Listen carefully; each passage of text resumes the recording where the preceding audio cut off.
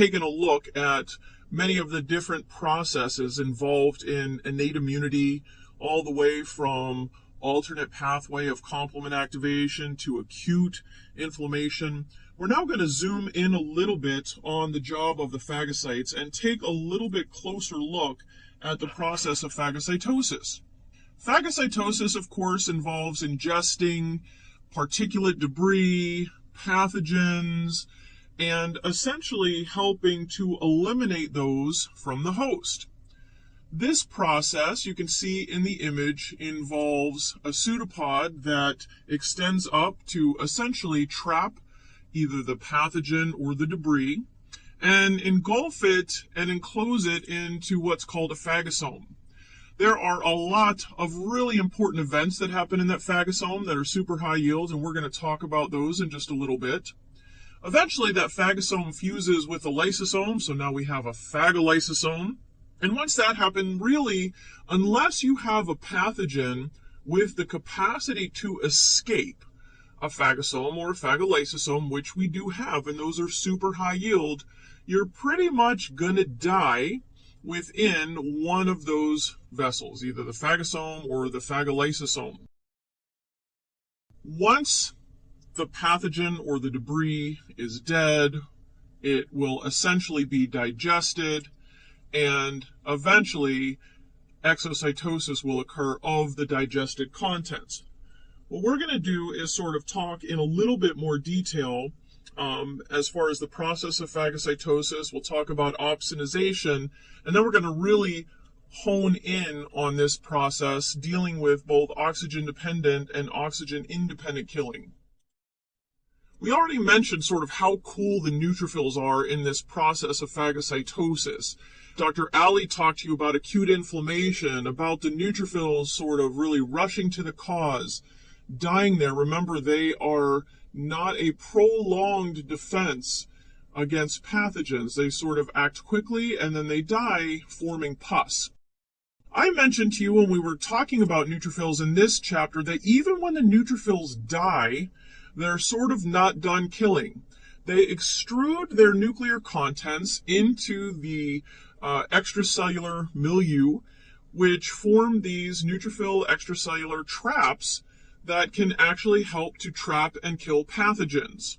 On top of that, you can also get some tissue damage, and this, of course, is going to be important not only in infectious diseases, but also in autoimmune diseases where you sort of have this chronic type of inflammation. You can actually get tissue damage from the neutrophils as well, when they sometimes will release their enzymes, the reactive oxygen species. Those get released into the tissues and can actually cause tissue damage. We already mentioned this process of opsonization. Opsonization is going to be really important at helping to eliminate extracellular pathogens through the use of both antibody and complement. Now, we have already mentioned that C3b is the major complement protein that is essential for opsonization, but you also need to know the isotype of antibody that helps with opsonization, and that's IgG. So you have to get really specific in knowing the molecules that can opsonize. That's going to be very high yield for step one. Okay. Now, what's really cool is you can have a macrophage that sort of binds to a pathogen through lots of the receptors that Dr. Ali talked to you about, and they can become activated that way. But this process of opsonization sort of makes things a lot easier for the macrophage. And if you have a pathogen that is coated with either complement C3b or IgG, essentially it delivers the pathogen right to the phagocyte. And this can actually enhance the process of phagocytosis, making it up to 4,000 times more efficient than it is without these opsonins. So antibody, specifically IgG, and complement, specifically C3b, are called opsonins, and they can enhance this process of phagocytosis that we just talked about through something called opsonization. Now let's take a look at what that entails. So as I just mentioned, the process of opsonization involves either complement C3b binding to a pathogen, as you can see in this image, or IgG antibody. And remember, this is specific for IgG and complement C3b because they have to specifically bind to receptors on the phagocyte. So C3b binds to a C3b receptor, and IgG binds to an Fc receptor that you also need to know as CD16. This is going to be an important CD molecule for you to know. We've talked about some CD molecules already that you need to sort of add to your arsenal. CD3 is obviously one of them. We talked about that one being a marker on all T cells. We talked about CD19 as a marker on all B cells. CD16 is important because it's the Fc receptor for specifically IgG. So we sometimes will call this an Fc gamma receptor because it specifically binds IgG. So now you can see the IgG and or the C3b bound to this pathogen and can deliver now this pathogen directly to a phagocyte, which makes it way easier for the phagocyte to engulf and kill that pathogen. So when we have deficiencies, and again, we bring this up because of course this is where USMLE is going to ask you questions. If you have complement deficiencies that affect C3b, or if you have humoral deficiencies that affect IgG, you're going to have a defect in opsonization, and that's going to manifest as recurrent bacterial infections, and that are often fairly severe. So keep that in mind because that's a frequent question they like to ask. Now we're going to talk a little bit about what happens during the process of phagocytosis that allows for these pathogens to be really efficiently eliminated during this process, unless, as we mentioned, a pathogen such as mycobacteria, for example, that has the capacity to escape this sort of killing. Now, those pathogens are going to be really super high yield. They're going to ask you lots of questions about those.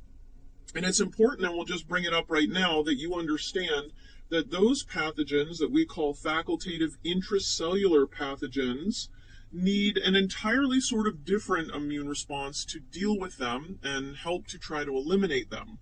And that actually is our type 4 hypersensitivity response that we will get to a little bit later. For now, we're going to talk a little bit more about intracellular killing. And in intracellular killing, what we are looking at is essentially two mechanisms that can help us eliminate these pathogens. We have our NADPH oxidase, which is also called an oxygen-dependent mechanism, that helps us essentially take molecular oxygen and convert it to all kinds of superoxide radicals, hydroxyl radicals, which are unstable and will degrade the pathogen. Will also degrade your cells if that happens to get released into the extracellular milieu. There's also myeloperoxidase. And myeloperoxidase I always sort of like to think of as the backup plan. The immune system, guys, has a ton of backup plans just in case something doesn't go quite right.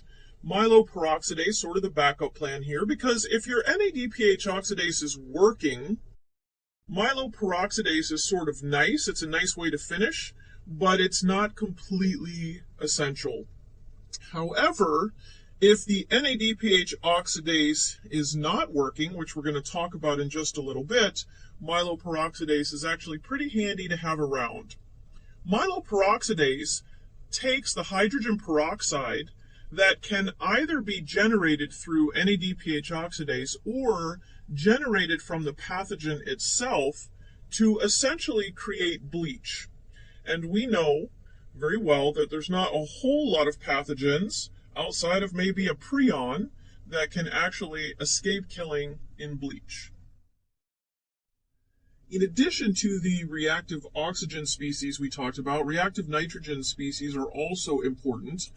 These come into play from inducible nitric oxide synthetase creating nitric oxide, which, among all of the different other things you know about nitric oxide's effects on the body, also has potent antimicrobial properties.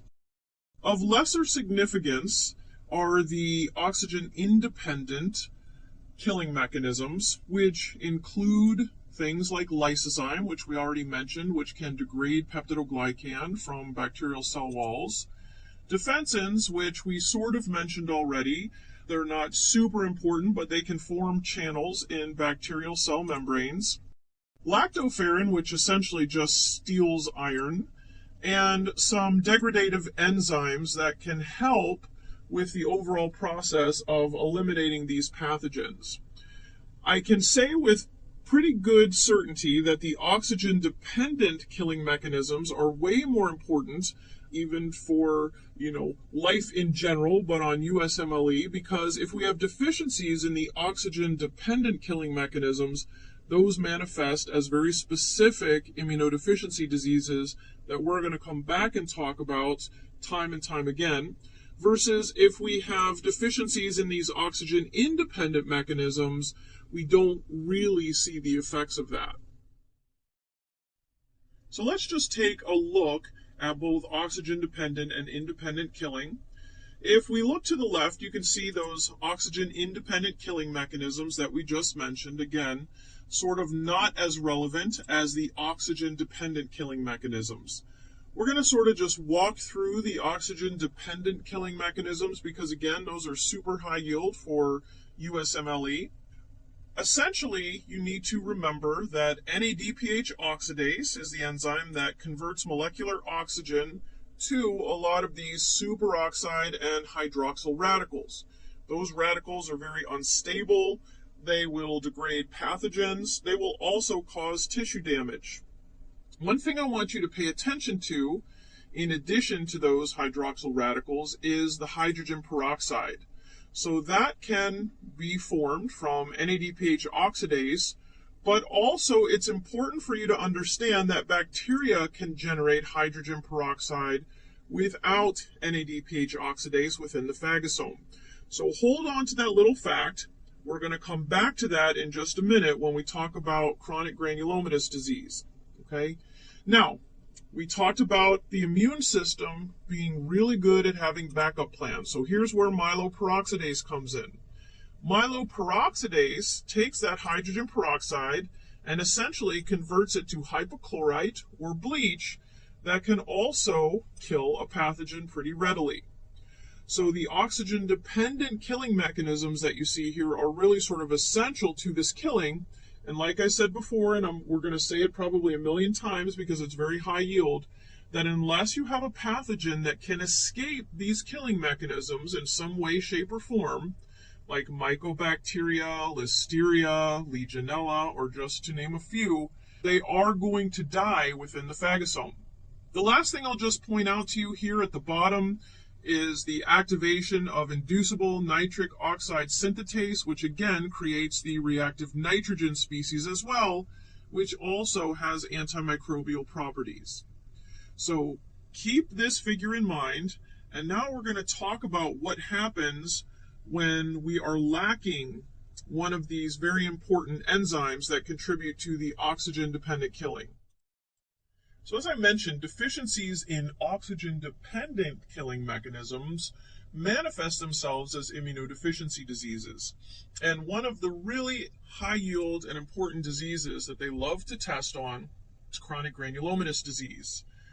So we're going to talk about some of the features of CGD, and then we'll sort of walk through the pathway of CGD so that you really get a good feel for the types of questions that they can ask you based on this vignette. CGD is a deficiency in the production. It could be one of several subunits of NADPH oxidase. And essentially, this takes out plan A, right? So plan A of oxygen-dependent killing mechanisms is to generate the oxygen radicals and hydroxyl radicals that we talked about. And what happens when we don't have those oxygen radicals is we sort of rely on the backup plan. So remember, myeloperoxidase is our backup plan. And if the bacteria does not produce a catalase, then myeloperoxidase sort of takes the ball and runs with it, takes that hydrogen peroxide, converts it into hypochlorite, and can kill the pathogen.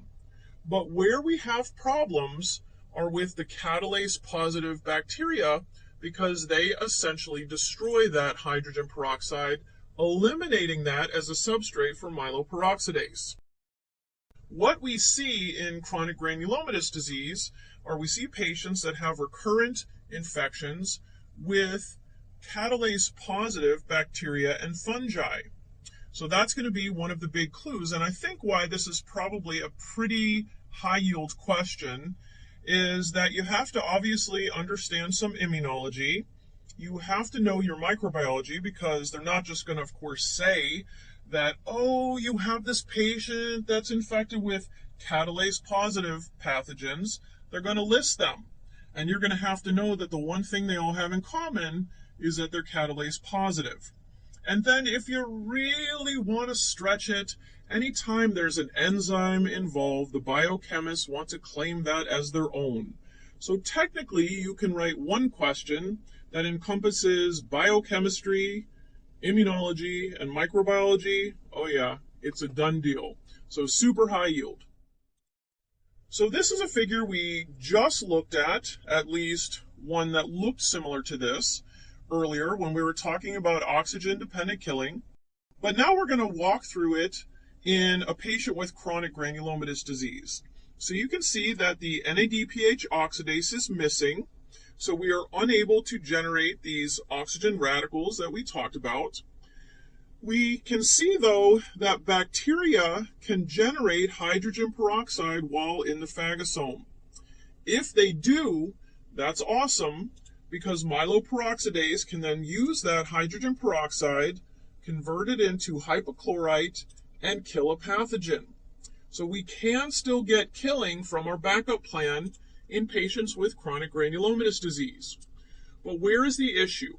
The issue is in pathogens that have a catalase enzyme, which essentially destroys that hydrogen peroxide, turns it into water and hydrogen ions, so that it cannot be used as a substrate for myeloperoxidase. So now, essentially, when you have a pathogen that's catalase positive, you already don't have plan A, that's your NADPH oxidase, and you are wiping out plan B, which is myeloperoxidase. So you wind up getting recurrent infections with catalase positive organisms. Now, one of the things that's also sort of important for you to understand is why on earth are they calling this chronic granulomatous disease? Why don't they call it chronic catalase positiveness disease? Because when a macrophage can't kill something, macrophages are super tough and they have a really strong work ethic. And if they can't kill something, they're going to do the next best thing, which is to attempt to seal it off in a granuloma.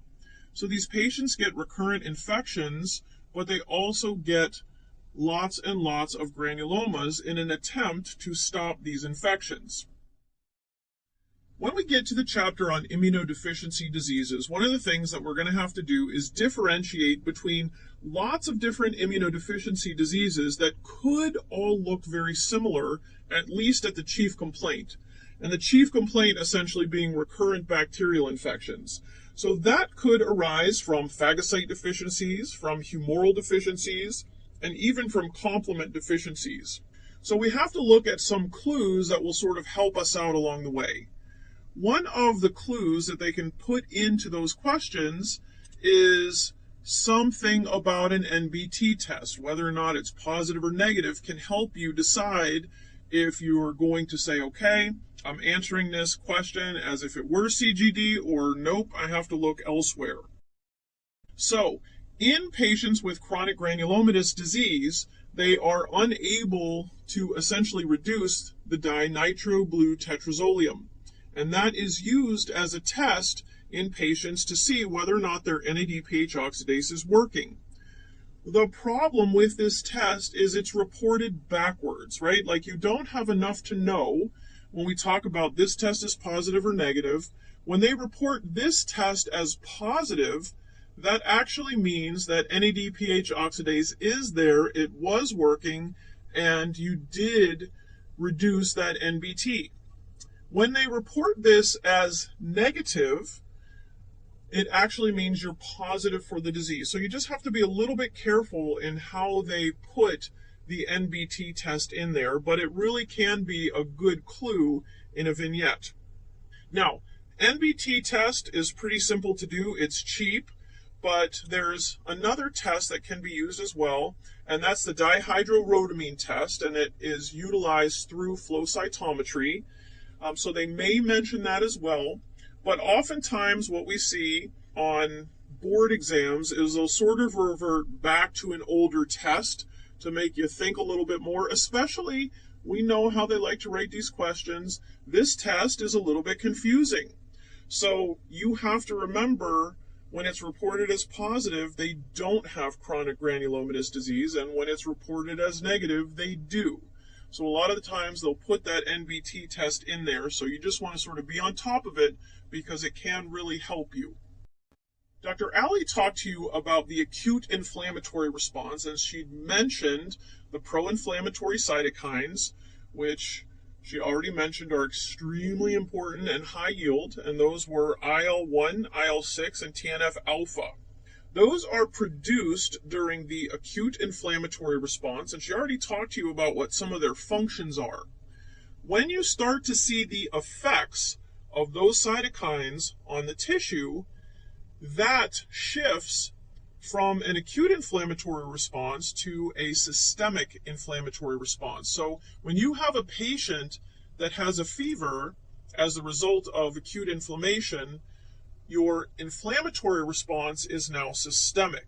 And we're going to take a look at a figure that I think will help you sort of delineate this response versus the acute inflammatory response. So we mentioned acute inflammation. Dr. Alley went through that in that slide that she said could be a nightmare if you just sort of looked at that. We get the cytokines that we call pro-inflammatory cytokines, IL-1, TNF-alpha, and IL-6, and those have a systemic effect. And she already talked to you about these, but they can act on the hypothalamus to give us the production of fever, which we said wasn't always a bad thing. They can result in the production of acute phase proteins from the liver, such as CRP, and they can act on the bone marrow to help the bone marrow realize, you know what, we have an infection, we have to kick out some more cells, the system needs some help, and that's where we'll see the leukocytosis. So all of those are signs of a systemic inflammatory response that are a result of cytokines that were produced during acute inflammation. Those cytokines are going to be really high yield cytokines, particularly cytokines like TNF-alpha, where we have inhibitors or biologic molecules that inhibit those cytokines. That's one thing you definitely want to pay attention to. If there is a drug that can inhibit one of those cytokines, it becomes way more high yield for step one. Spent a lot of time now talking about the innate immune response to pathogens such as bacteria. We're now going to shift gears and look at the innate immune response to viruses, which consist of two major mechanisms: the interferons, which we're going to talk about here, and then the natural killer cells, which we are going to finish the chapter talking about. Interferons are a family of proteins that are classified according to the cells that make them. The interferon alpha and beta are produced by cells that are infected with a virus. And this is going to be just sort of a really cool response that you're going to see that these cells have to viral infections. They act on target cells to inhibit essentially protein synthesis. And what happens in the wake of that is that you inhibit viral replication. You are not specifically inhibiting the virus, and that's going to be an important distinction we want to make. So these aren't virus specific. It's causing essentially a temporary shutdown in protein synthesis. Interferon alpha and beta inhibit protein synthesis. Again, it's important for you to know it's not specifically inhibiting viral protein synthesis, but inhibiting protein synthesis in general. And it can do that by one of two mechanisms, either by activation of an RNase, essentially, which is going to chew up the messenger RNA, or phosphorylation of a protein kinase which inactivates EIF2, which also inhibits protein synthesis. So let's take a look at how production of interferons can protect cells against a viral infection. So we're first going to start on the left, looking at the infected cell. You can see that this cell is infected with a virus, and you can also see that this cell begins to produce interferon.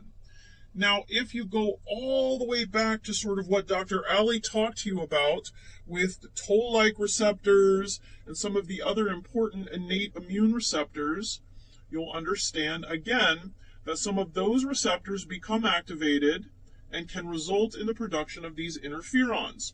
What's really cool is that a very potent inducer of interferon for cells is double-stranded RNA. And that actually makes perfect sense because we don't typically have double-stranded RNA. Viruses, though, of the bulk of which are RNA viruses, all at some point during their replication cycle will have to make double-stranded RNA. So it's a really good indication to the cell that something's there that shouldn't be, and it leads to the production of interferon. This cell that's infected produces the interferon, and it releases that interferon, which is going to bind to neighboring cells and initiate sort of this inhibition of protein synthesis. Okay, so remember, we're talking about activating either an RNase or something that's interfering with EIF2, but in any case, we are shutting down protein synthesis in that cell. So now this virus leaves the infected cell. It can still bind to and attach to the neighboring cells. It can actually still get into the cells and uncoat its nucleic acid, but that's where it stops. Because in order to make more virus, you need to be able to make viral proteins. And if the cell is temporarily shut down from making viral proteins, guess what? The virus isn't going to be able to make any proteins. So it's a temporary shutdown in the cell of protein synthesis so that when viruses attempt to replicate, they can't do so because they use all of our protein synthesis machinery to generate their proteins. Now, what's really cool is that once the threat of the virus is gone and there's no more interferon around, these cells can resume normal protein synthesis. So it's sort of just a temporary shutdown when we really need it and the threat of the viral infection is pretty high, and then we can sort of go back to normal homeostasis for those cells. We already mentioned that interferons were going to be really high yield. They're obviously high yield for the innate immune system, but they're also high yield because we can utilize them to treat various diseases, and we're going to talk about that here in just a minute.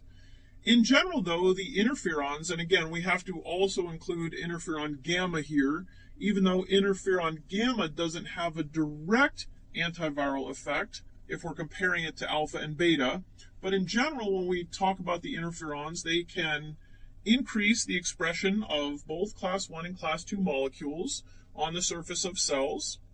They can therefore then increase the efficiency of antigen presentation to both cytotoxic and T helper cells.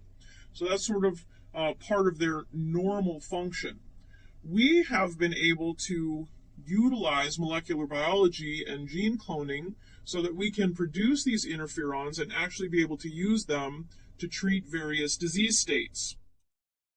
Interferon alpha is really important as far as a treatment for a lot of different viral infections, one of which are the hepatitis viruses B and C.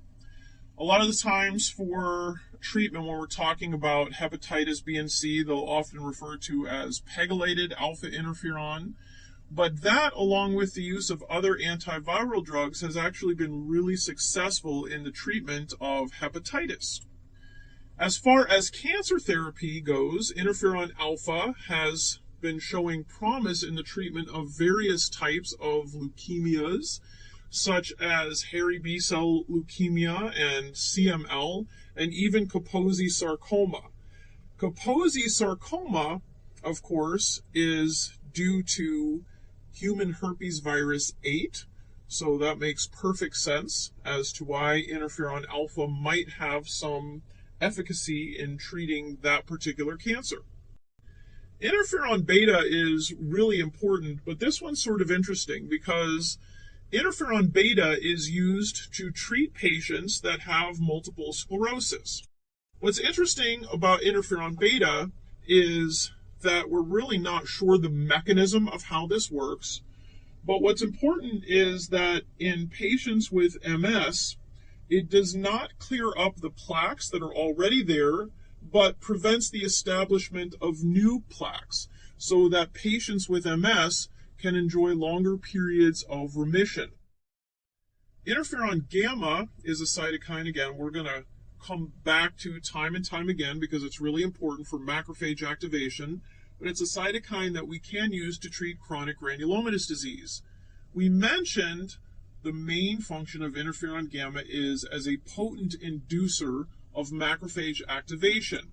And when we give patients with CGD interferon gamma, the macrophage can activate in such a way that it can sometimes compensate for the loss of the NADPH oxidase and the ability to generate those toxic oxygen radicals by upregulating everything else that the macrophage can do, like the reactive nitrogen species and the oxygen-independent molecules that can be helpful during these types of infections. All right, so natural killer cells are sort of the closer of the innate immune system chapter. So we're going to talk about some of the features of natural killer cells, and then we're going to talk about how natural killer cells function. Natural killer cells are completely innate as far as the immune response. If you look at their function, I'm hoping you're going to see that they're similar to another cell that is not considered part of the innate immune system, and those are the cytotoxic T cells or the CD8 positive T cells. They actually use a lot of the same ammunition for killing viral infected or transformed cells that cytotoxic cells do.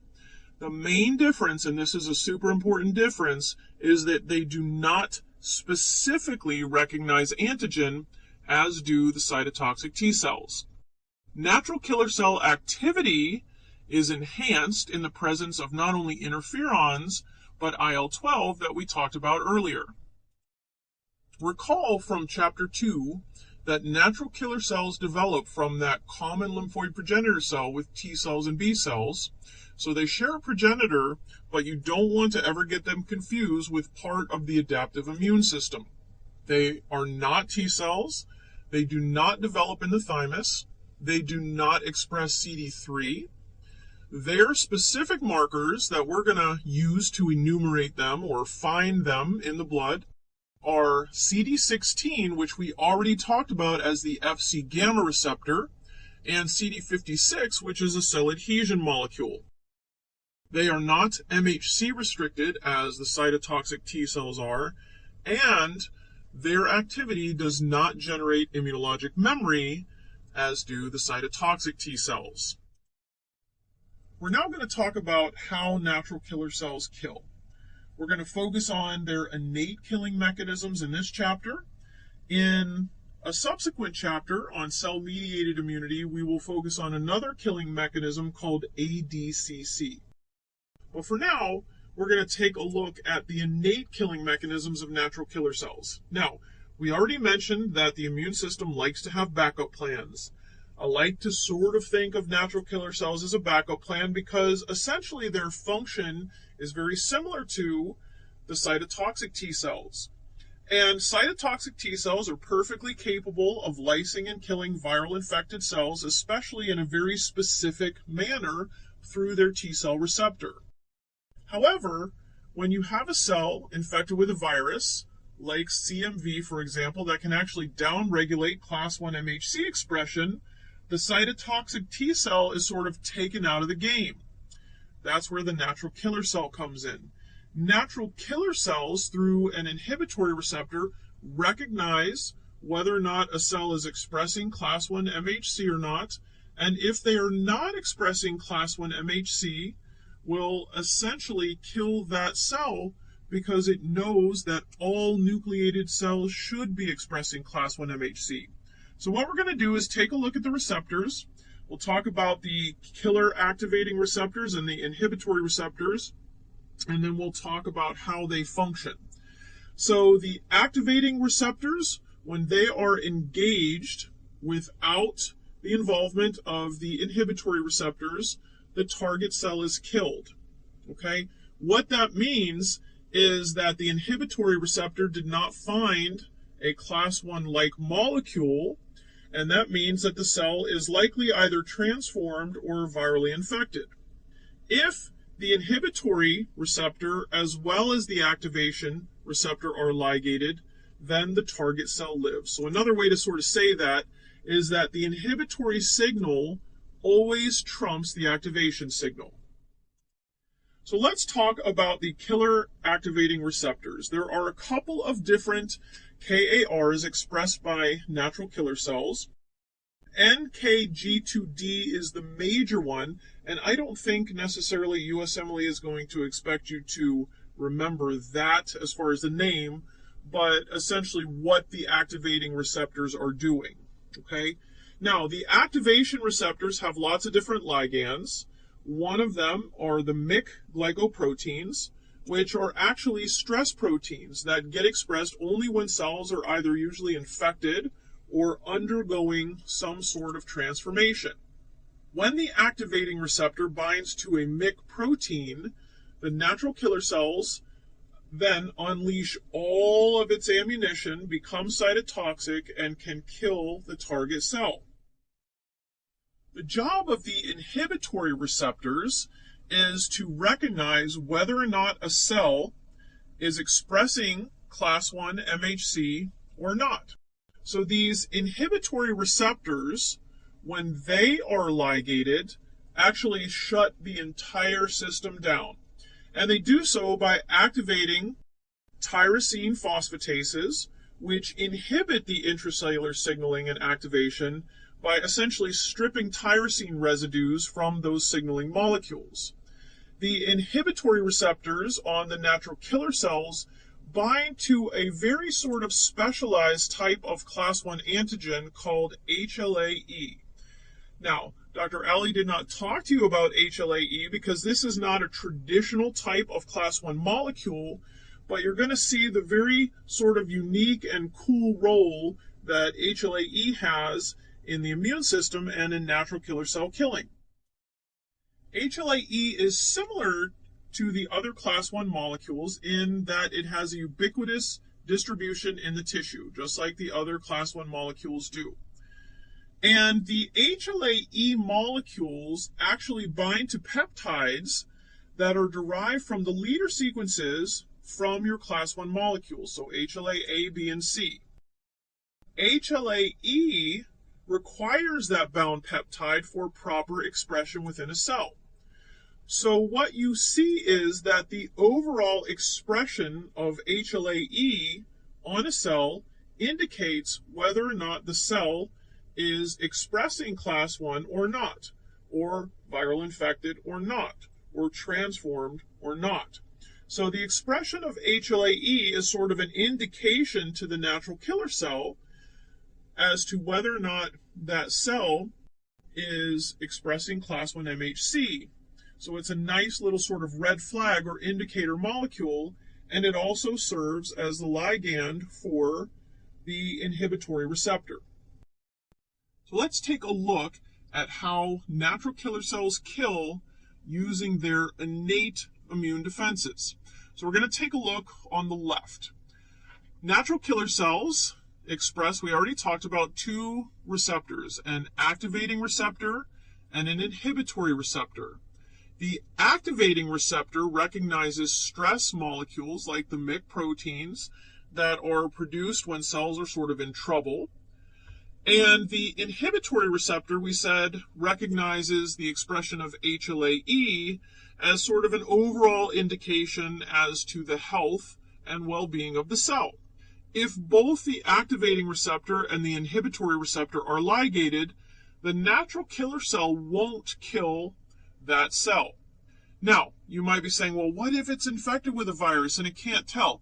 Doesn't matter, because even if somehow this cell is infected with a virus, okay, it knows that it's still expressing class 1 MHC.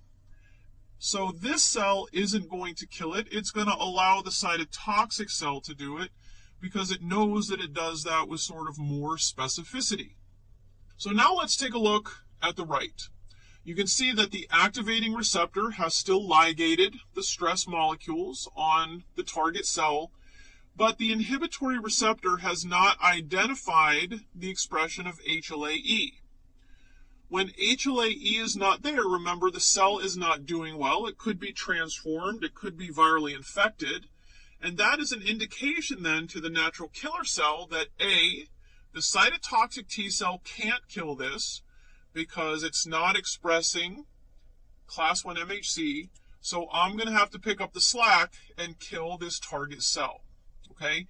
Again, completely innate, and we're utilizing essentially the expression of class 1 MHC as an indication really as to whether or not the natural killer cell is going to have to lyse and kill these target cells.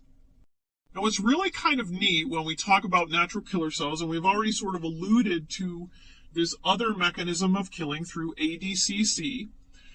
We just looked at the innate killing of target cells by natural killer cells, so we know about the utilization of the activating receptor and the inhibitory receptor. But when natural killer cells are activated through CD16 or the FC receptor, we only actually need one signal required because the antibody being there signals that there's an active infection. And this is the mechanism that we're going to talk about a little bit later in chapter 8 called antibody-dependent cell-mediated cytotoxicity, or ADCC. It's a really good example of collaboration between the adaptive immune system and the innate immune system. This table actually sort of summarizes for you the cytokines that are important in the innate immune response. We have an entire table that's in the appendix of all of the different cytokines, and so we don't want you to think that these are the only ones that are important, but it is important to know the innate functions of the cytokines because those tend to be a little bit more high yield. So right up front, you can see here that we have the pro-inflammatory cytokines. You can see sort of what the target tissues are and what the activity is. Here you can see a lot of the cytokines that Dr. Ali talked to you about. IL-8, which we know is super high yield as a chemotactic molecule. IL-12 we've talked about as far as a molecule that's going to be important in the development of cell-mediated immunity. And IL-15 and 18 also have target tissues, including the natural killer cells, that can help with not only proliferation, but interferon gamma synthesis. We haven't really talked much about IL-10 here, but it can be produced by macrophages and dendritic cells. We're going to come back to this one, talk a little bit more about it when we get into the chapter dealing with the T helper cell subsets. And last but not least, the interferons. It's important for you to know what the function of interferon alpha and beta are, especially, again, because they're used as therapies for different types of diseases. TGF beta is going to be a really important cytokine. It has anti-inflammatory properties, but we're going to come back to TGF beta in one of the later chapters when we start dealing again with cytokines that are important for class switching. So we teased out some of the cytokines important in innate immunity, but again, these aren't the only ones that you need to know. The bigger table is going to be in the appendix for you, so you have sort of a summary of all of the different functions of all of the different high-yield cytokines.